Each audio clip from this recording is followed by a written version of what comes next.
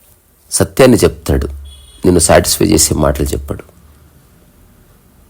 అదంతా ప్రపంచపు గొడవ. నిన్ను తృప్తిపరచడానికి బంగారు నగలు ఇప్పించచ్చు, నేను తృప్తిపరచడానికి పూలు తీసుకురావచ్చు, నీ సాటిస్ఫాక్షన్ కోసం పక్కవారి ముందు నిన్ను మెచ్చుకోవచ్చు. ఇదంతా అబద్ధం. సత్యం మాట్లాడేవాడు ఎప్పుడు నిష్ఠూరానికి గురవుతూనే ఉంటాడు. అందుకే వాడు ఏకాంతంగా ఉండాలని కోరుకుంటాడు. ఎందుకు అనవసరంగా మాటలు. సో మా సార్ ఆమెను అడిగాడు, ఎంతసేపు సాధన చేస్తావు అంటే 4-5 అవర్స్ చేస్తాను అనగానే మా సార్ అన్న మాట, అష్టవక్రుడు చెప్తున్న మాట రెండు ఒక్కటే. మా సార్ ఏమన్నాడు, దయచేసి సాధన చేయొద్దు అన్నాడు. అదేంటి సార్, మీరు అందరికీ సాధన చేయమని చెప్తారు. సాధన చేయమని చెప్తాను, ఎవరికైతే వైలిన్ సరిగ్గా అర్థమైందో వాళ్ళకు ఉపయోగకారి. నీకు తప్పుగా అర్థమైంది కాబట్టి నువ్వు 4 గంటలు వైలిన్ తప్పుగానే సాధన చేస్తున్నావు. తద్వారా తప్పుగా గుర్తుంచుకోబడుతుంది, తద్వారా తప్పుగా ప్రదర్శించబడుతుంది. సో దయచేసి నువ్వు సాధన చేయొద్దన్నప్పుడు నేను చూశాను, ఆమె ఏడ్చింది వెక్కి వెక్కి. సార్ ఏమాత్రం కరగలేదు, సత్యం చెప్పాడు అతను. అష్టవక్రుడు సత్యమే చెప్తున్నాడు. Don't remember your fake self, don't polish your ignorance, it may shine అని సద్గురు అన్నట్టు అష్టవక్రుడు అదే చెప్తున్నాడు. ఏవేవైతే శాస్త్రాలు, పుక్కిటి పురాణాలు ఉన్నాయో అవి ఫ్యాకల్టీ. ఒక వ్యక్తిని సన్మార్గంలో ఉంచడానికి నువ్వు ఉపయోగించు. ఆ తర్వాత నువ్వు సంపూర్ణంగా మర్చిపోయి ఒక అకారణంగా వెలిగే ఒక శుద్ధ చైతన్యంలాగా ఉండిపో. సో ప్రపంచంలో ఎలా ఉంటుందంటే, చాలా చెత్తలో బియ్యం కలిసిపోయింది. ప్రపంచం చెప్తుంది, ఇందులో చెత్త ఏదో బియ్యం ఏదో తెలుసుకో. అన్ని శాస్త్రాలు ఇవే చెప్తాయి. ఆ తర్వాత చెత్తలో నుంచి బియ్యాన్ని ఏరి పక్కకి, ఆ తర్వాత బియ్యాన్ని దాచిపెట్టుకో. అష్టవక్రుడు చెప్తున్నాడు, బియ్యాన్ని పక్కకు పెట్టు. ఈ ప్రక్రియ అంతా బాగుంది. శాస్త్రాలంతా చెత్తలో నుంచి బియ్యం వేరు చేసే ప్రక్రియ, ఫెంటాస్టిక్. అలా చేయాలి కూడా. ఏది మంచో ఏది చెడో అన్నీ తెలుసుకోవాలి. కానీ చివరికి మంచి చెడుకు అతీతంగా నువ్వు నగ్నత్వంలోకి రావాలి, నువ్వు శూన్య మనోదశలోకి రావాలి, సంపూర్ణ మౌనంలోకి రావాలి. ఆ తర్వాత అష్టవక్రుడు జనకుడితో చెప్తున్నాడు, భోగం కర్మ సమాధిం వా కురు విజ్ఞ తథాపితే తచిత్తం నిరస్త సర్వాశ మత్యర్థం రోచయిష్యతి. ఈ సూత్రం అష్టవక్రుడు చెప్పేది వినండి, మీరు అసలు ఆశ్చర్యపోతారు. ఇప్పటి వరకు చెప్పిన రకరకాల వ్యాఖ్యానాలకి విపరీతంగా కనిపిస్తుంది, కానీ సత్యం ఇదే. అష్టవక్రుడు జనకుడితో చెప్తున్నాడు, ఓ విజ్ఞానమూర్తి, ఓ జిజ్ఞాసు, నీవు భోగభాగ్యాలు అనుభవించు, వివిధ కర్మలు ఆచరించు, సమాధిలో ఉండు. ఏమి చేస్తున్న ఆశారహితుడవై, నిష్కాముడవై, నిస్వార్థ బుద్ధితో సర్వం ఆత్మ లేదా సాక్షి అనే చిత్తంతో చేయి. ఆత్మజ్ఞాన ప్రభావంలో, నిష్కల్మష చిత్తంలో నిర్మలంగా చేయి. అట్లా చిత్తం శాంతి పొందుతుంది, పరమ ప్రశాంతి లభ్యమవుతుంది. ఇంతవరకు అందరూ చెప్పింది ఏమిటి? భోగభాగ్యాలను వదిలేయి. చాలామంది వదిలేశారు, కుటుంబాన్ని వదిలేశారు. ఇప్పుడు ఆశ్రమాల్లో పడి ఉంటున్నటువంటి చాలామంది కుటుంబాలను ఎందుకు వదిలేశారు? మళ్ళీ ఆశ్రమంలో ఉన్నది కుటుంబం కాదా? ఆ కుటుంబం బాధించడం లేదు, ఈ కుటుంబం బాధిస్తుంది. ఎందుకు బాధిస్తుందో తెలుసుకో. నా అనుకోవడం వల్ల బాధిస్తుంది, నా అనుకోవడం వల్ల బాధ వస్తుంది. సో అష్టావక్రుడు ఏం చెప్తున్నాడు? అనుభవించబోయి రకరకాల కర్మలు ఆచరించు, సమాధిలో కూడా ఉండి అవసరమైతే, బట్ మేక్ ష్యూర్ ఆశారహితుడవై ఉండంటున్నాడు. ఇంతకుముందు చెప్తున్నది ఏంది? విస్మరించు అంటున్నాడు. ఇప్పుడు ఆశారహితుడవై ఉండంటున్నాడు. ఇప్పుడు రమణ మహర్షి ఉన్న స్థితి అష్టావక్ర సంహిత యొక్క సారం 2:1 ఇంతకుముందే చెప్పాను నేను. ఇప్పుడు అట్లీస్ట్ ఒక ఆశ్రమం పెట్టి ఒక పద్ధతిని ప్రపంచానికి అందించిన ఏ గురువైనా అష్టావక్రుడు చెప్పిన స్థితికి ఇంకా రాలేదు. వాళ్ళు ఎవరైనా సరే, ఎంత గొప్ప వాళ్ళైనా, ఎంత ఫేమస్ పర్సన్ అయినా, అది ఇక్కడ ఇంపార్టెంట్ కానే కాదు. సత్యమే ఇంపార్టెంట్. సో ఎవరెవరైతే ప్రజల్ని ఉద్ధరించాలనుకున్నారో వాళ్ళు ఇంకా మానసిక క్షేత్రంలో పనిచేస్తూనే ఉన్నారు. ఒక మాట చెప్పు, పంపించు. 2 సార్లు చెప్పు, 3 సార్లు చెప్పు, ఆ తర్వాత వదిలేయి. వాళ్ళని, వాళ్ళకు చెప్పిన శాస్త్రాల్ని, వాళ్ళకు చెప్పిన సలహాల్ని అన్నీ వదిలేయి. డాక్టర్ ఏం చేస్తాడో తెలుసా? ఒక పేషెంట్ వచ్చినప్పుడు పేషెంట్ గురించి మొత్తం వాకపు చేస్తాడు, అన్నీ తెలుసుకుంటాడు. అక్కడి నుంచి ఒక నిర్ణయానికి వస్తాడు. తన మనసులో ఉన్న సమాచారాన్ని మొత్తం వినియోగించి ఒక ప్రిస్క్రిప్షన్ రాస్తాడు. పేషెంట్ వెళ్ళిపోయిన తర్వాత ఆ ప్రిస్క్రిప్షన్ని మొత్తం మర్చిపోతాడు. ఒక డాక్టర్ చేసే పని ఒక గురువు చేయాలి, ఒక ఆత్మజ్ఞాని చేయాలి. సరే, అది వృత్తి ధర్మం ప్రకారం ఆ ఒక్క విషయాన్ని డాక్టర్ విస్మరించవచ్చు, చాలా విషయాలు అతను స్మరణ వల్ల బాధపడవచ్చు. కానీ ఆ తత్వాన్ని గుర్తుపెట్టుకోండి. సో ఆశారహితంగా చేసిన ఏ పని నిన్ను బంధంలోకి నెట్టదు. కానీ ఇలా అనగానే మన ప్రపంచంలో సినిమాలు ఉన్నాయి కాబట్టి ఏ పని చేసినా కిక్ ఉండాలంటారు. పనికి కిక్కి ఏం సంబంధం? ఇప్పుడు నువ్వు భోజనం చేస్తున్నావు, ఏం కిక్ ఉందని చేస్తున్నావు? స్నానం చేస్తున్నావు, ఏం కిక్ ఉందని చేస్తున్నావు? నోట్లో నములుతున్నావు, ఏం కిక్ ఉందని చేస్తున్నావు?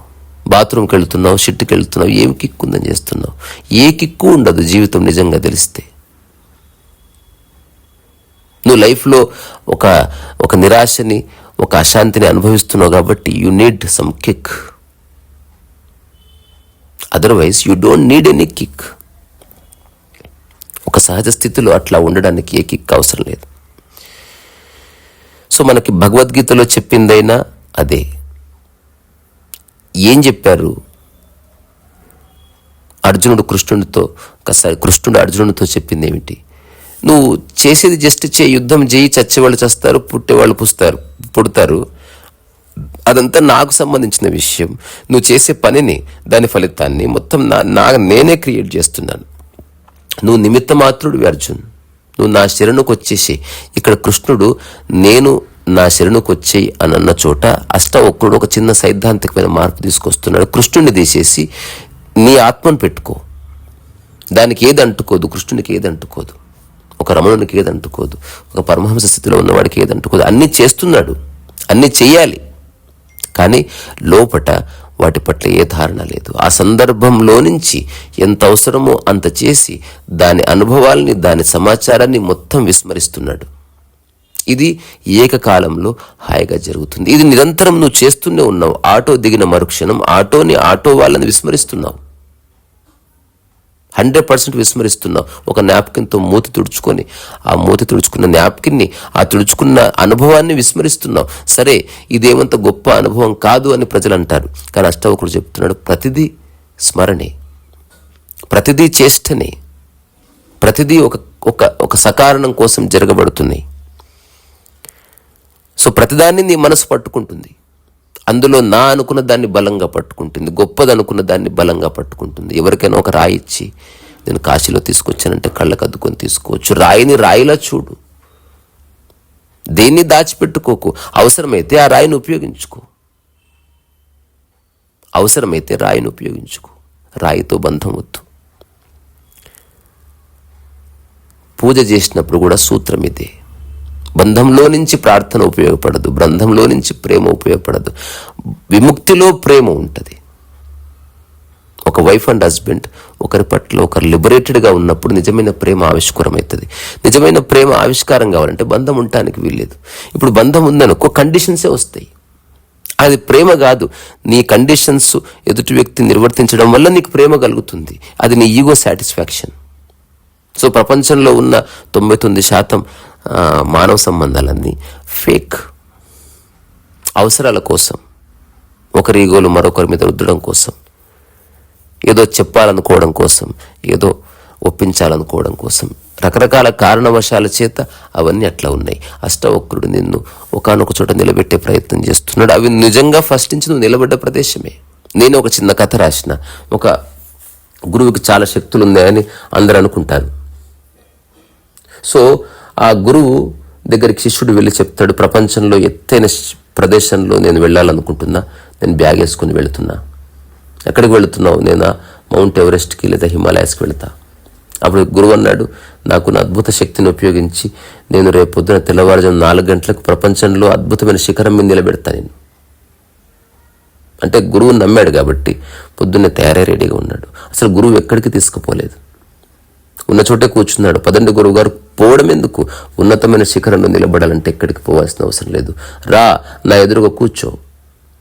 కూర్చున్న తర్వాత గురువు అన్నాడు, ఇది ఉన్నతమైన శిఖరం కాదా నువ్వు కూర్చున్నదండి, ఎలా అవుతుందండి? నా చుట్టుపక్కలంతా నాకు సమానంగా కనిపిస్తున్నాయి, గోడలు, ఇళ్ళు, ఇవన్నీ కూడా. అప్పుడు గురువు అన్నాడు, నీవు ఉన్న ప్రదేశాన్ని అలాగే ఉంచి పక్కన తవ్వుకుంటూ పోయావనుకో, ఇది ఉన్నత శిఖరమే అవుతుంది. ఒక శిఖరం నీకు కనబడడానికి కారణం దాని పక్కన ఏమీ లేకుండా ఉండడమే. ఆత్మస్వభావం కూడా అదే. నీ మనసులో ఏమీ లేకపోతే ఉన్నదంతా ప్రశాంతతనే. నీ మనసుకి ఏ ఆలోచనలు దారులు అంటుకోకపోతే అదే చైతన్యం. నీ భేదభావాలన్నీ పోయినప్పుడు నువ్వు చూస్తే చూపులో ఒక ఎరుక, కరుణ ఉంటుంది. నీలో నా నీ అనే భేదం లేనప్పుడు నువ్వు ఇస్తున్నప్పుడు సమత్వం ఉంటుంది. నా నీ భేదం లేనప్పుడు అందరితో నీకు సామరస్యమే ఉంటుంది. సాధించేది లేనప్పుడు, ఫలితం ఆశించినప్పుడు నిష్కామ కర్మనే ఉంటుంది. ఇప్పుడు ఫ్లడ్స్ వచ్చినప్పుడు మోస్ట్ ఆఫ్ ద పీపుల్ నిష్కామ కర్మే చేస్తారు. ఎవరు తెలియదు, పేర్లు కూడా తెలియదు. ఎవరెవరో అన్నం వండుకొస్తారు, ఎవరెవరికో అన్నం ఇస్తారు. అప్పుడు అడుగుతారా హైజీనిక్ ఫుడ్డా అండి? అప్పుడు అడుగుతారా ఏ కులం నీది, ఏ మతం నీది? ఇప్పుడు బంగ్లాదేశ్లో ఒక వీడియో చూశాను. ఏ బంగ్లాదేశీయులు అయితే జస్ట్ రకరకాల సిద్ధాంతాల్ని మనసులో పెట్టుకొని ఒక ఇస్కాన్ టెంపుల్ని కూల్చివేశారు, అదే ఇస్కాన్ వాళ్ళు ఆ నెక్స్ట్ డే వరదలు వస్తే అన్నం వండి పెడితే ఎవరైతే దాన్ని కూల్చేశారో వాళ్ళే తింటున్నారు. ఎంత బ్యూటిఫుల్ గేమ్ ఇది. సో సిద్ధాంతాలు ఇరుక్కుపోయిన మనసు కూల్చేస్తుంది, అన్ని సిద్ధాంతాల్ని మర్చిపోయిన మనసు కలుపుతూ పోతుంది. మూలాన్ని టచ్ చేస్తుంది ఆధ్యాత్మికత. నీకు డబ్బు ఇవ్వదు ఆధ్యాత్మికత, నీకు హోదానివ్వదు, కానీ ఆకలి తీరుస్తుంది. సమత్వంలో ఆకలి తీరిపోతుంది. ఈ భూమి మీద ఉన్న వాళ్ళలో సమత్వం వచ్చిందా? అసలు మధ్యాహ్నం అయ్యేసరికి కంప్లీట్గా ఆ భూమి మీద ఆకలి ఉన్నవాడు ఒక్కడు కూడా ఉండడు. సమత్వం ఉన్న తర్వాత ఎవరి డిగ్నిటీ డిస్ట్రాయ్ కాదు, because you respect the other. అతను ఎలాంటి వాడైనా అతనికి ఇచ్చే కనీస గౌరవం తప్పకుండా ఇవ్వబడుతుంది. సో బంధము, కామము, ఈ రెండిట్లో ఉన్న తేడా ఒకటే.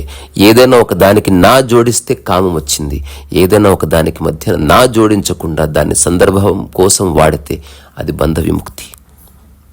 ఎన్నిసార్లు చెప్పినా అర్థం కాకపోవచ్చు, అయినా చెప్పుకోవాలి. చెప్తున్న వాడు కూడా ఒక్కొక్కసారి వేరే వాళ్ళ దృష్టిలో అతను ఇరుక్కున్నట్టుగా కనబడొచ్చు, కానీ లోపట తన స్వభావం తనకు స్పష్టంగా తెలిసింది, తనకి ఏది అంటుకోదని. ఈ ప్రపంచంలో చాలామంది గురువులు శిష్యుల్ని ఉంచుకున్నారు, కొందరిని అడాప్ట్ చేసుకున్నారు, కొందరిని సొంతమన్నట్టుగా బిహేవ్ చేశారు, కానీ వాళ్ళ లోపట దాని ఛాయలేమి ఉండవు. ప్రాపంచికంగా అనిపిస్తుంది, ఒకరికి ఎక్కువ ప్రాధాన్యత ఇచ్చినట్టు. ఇప్పుడు రమణ మహర్షి పక్కన పళనిస్వామి ఎప్పుడు ఉంటాడు, మురుగనార్ ఎప్పుడు ఉంటాడు, ఎక్కువ వాల్యూ ఇస్తున్నట్ట, ఒకరితో ఒకరు ఎక్కువసేపు ఉంటున్నట్ట. పళనిస్వామి మనస్సులో రమణ మహర్షి గురించి ఒక ధారణ ఉంటుందేమో, రమణ మహర్షికి పళనిస్వామి గురించి ఏ ధారణ ఉండే అవకాశం లేదు. సమత్వం ఉన్న చోట ఎవరు ఎక్కువగా తక్కువ కాదు, కానీ ఒకరితో ఎక్కువ పని చేయవచ్చు, ఒకరితో ఎక్కువసేపు ఉండొచ్చు, 50 సంవత్సరాలు ఉండవచ్చు గాక, అయినప్పటికీ ఎవరు ఎక్కువగా తక్కువ కాదు. అప్పుడు వచ్చి 2 నిమిషాలు ఉండి వెళ్ళిపోయిన వాడెంతో, 50 ఏళ్ళు ఉండి వెళ్ళిపోయిన వాడంతే. ఇద్దరూ కాలాన్నే రిప్రజెంట్ చేస్తున్నారు. 50 సంవత్సరాలు కాలమే, 2 నిమిషాల కాలమే. అష్టావక్ర అర్థమైతే తక్షణ విముక్తి. సో మరో కొన్ని సూత్రాల్లో రేపు కలుసుకుందాం. సో పతంజలి చెప్పినటువంటి సవికల్ప నిర్వికల్ప సమాధుల గురించి ఒక తేలికపాటి చర్చ రేపు చేసి అక్కడి నుంచి కాస్త ముందుకు వెళదాం. ఈరోజు అష్టావకుడు చెప్తున్న మొత్తం సారిన 2 మాటలు చెప్పవచ్చు. విస్మరణే విముక్తి, ఇది మొదటి సూత్రం. రెండవది, ఏమైనా చెయ్యి, నిష్కాముడవై చెయ్యి. నేను కాముకత్వంలోనే చేస్తానంటే బాధపడతావు, చేసుకోపో, ఎవడొద్దన్నాడు. ఊరికే చేయడంలో ఒక అద్భుతమైనటువంటి ఆనందం ఉంది. ఆనందంలో చేయాలనుకో, ఆనందంలో చెయ్యి, ఆనందంతో పూర్తి చెయ్యి, ఆనందంగా ఉండు. ఇది అష్టావక్ర గీత సారం. నేను చేస్తే ఆనందంగా ఉంటాను, చేస్తున్నప్పుడు కిక్ వస్తుంది, కొంచెం అటు అయితే బాధ కలిగింది, ఇదంతా ప్రపంచం పోకడా. చెయ్యి, చేయకపో. బంధం ఎక్కడ పుడుతుందో చూడు. చెయ్యి, చేయకపో. ఎక్కడెక్కడ ఏమి చేయని వాడు కూడా చాలా బాధపడుతున్నాడు, అన్ని చేసి విముక్తిలో హాయిగా ఉన్న వాళ్ళు ఉన్నారు. ఇది చేయడం చేయకపోవడం అని కాదు, ఒక్కటే చేసావు కానీ ఒక్క దాంతో బంధం పెట్టుకున్నావు, దాన్ని డబ్బా కొట్టుకుంటున్నావు, 100 మందికి చెప్తున్నావు, అయిపోయింది, బాత్ ఖతం. You are doomed. ఒకడు 1,00,000 పనులు చేశాడు, ఏదో చేశాను సార్ అయిపోయింది మనకేం సంబంధం అన్నాడు. వాడు మహా అద్భుతమైన జ్ఞాని. అట్లాంటి వాళ్ళని పట్టుకోండి. నిష్క్రియాపరంగా దూరంగా ఉన్నట్టు కనిపిస్తారు ముసలి వాళ్ళు, కానీ వాళ్ళని గెలికితే తెలుస్తుంది ఎన్నెన్ని బంధాలుంటాయో, ఎన్నెన్ని ఆలోచనల చేత ఇంకా గ్రసితమై ఉన్నారో, ఎన్నెన్ని ఆలోచనలు వాళ్ళతో కన్నీళ్లు పెట్టిస్తున్నాయో, ఎన్నెన్ని ఆలోచనలు వాళ్ళు జస్ట్ సమయం కోసం అట్లా పక్కకు పెట్టారు. ఆ సందర్భం రాగానే మళ్ళీ అంతా చెత్త బయటికి వస్తుంది. It is just garbage and nothing else. So మీ మనసులో ఉన్న గార్బేజ్ని తీసి అవతల బయటపడేయండి. అష్టావక్రుడు ఒక స్పిరిచువల్ హార్పిక్, తీసి అవతల పడి ఏది ఎంచుకోక, అసలు బంగారం వద్దు, రాయొద్దు. మళ్ళీ అష్టావక్రుడు చెప్పిన దానికి వేరే వాళ్ళు చెప్పిన దానికి చిన్న తేడా చెప్తున్నా. మిగతా వాళ్ళు బంగారం వద్దు, రాయొద్దు, అన్ని వదిలేసిపోమన్నారు. అష్టావక్రుడు అన్ని నీ దగ్గరే పెట్టుకో, నా అన్న బంధం లేకుండా పెట్టుకో. అవసరమైతే బంగారం ధరించి నువ్వు పెళ్లికి పోయిరా, కానీ తెలుసుకో ఆ బంగారం వల్ల నీకే గౌరవం రావడం లేదని. జస్ట్ సందర్భం కోసం అక్కడున్న ఒక బేసిక్ కస్టమ్ని, ఎటికెట్ని పాటించడానికి నువ్వు చేస్తున్న ఒక చిన్న చేష్ట అని గుర్తించు. అలాగే రాయి అనుకుంటే శివలింగాన్ని చెయ్యి, లేదా దాంతో చింతకాయ పచ్చడి దంచుకో. అష్టావక్రుడు నీ జీవితంలోకి వచ్చేసాడు. ఇది ఇదే, అది అదే అన్నవా, you are in the world. ఇదే అది, అదే ఇది అన్నవా, you are in the nature. Nisargadatta పుస్తకం ఐ ఆమ్ దట్, అదే నేను. ఎవరో వచ్చి ప్రశ్న అడుగుతున్నాడు, ప్రశ్న అడిగేవాడికి నిసర్గదత్త వేరే, నిసర్గదత్తకి ప్రశ్న అడిగేవాడు తనే, తనకు తానే జవాబు చెప్తున్నాడు. ఇది చాలా అద్భుతమైన విషయం. అర్థమైన వాడు నిజంగా అదృష్టవంతుడు. అర్థం అవుతుంది అందరికీ.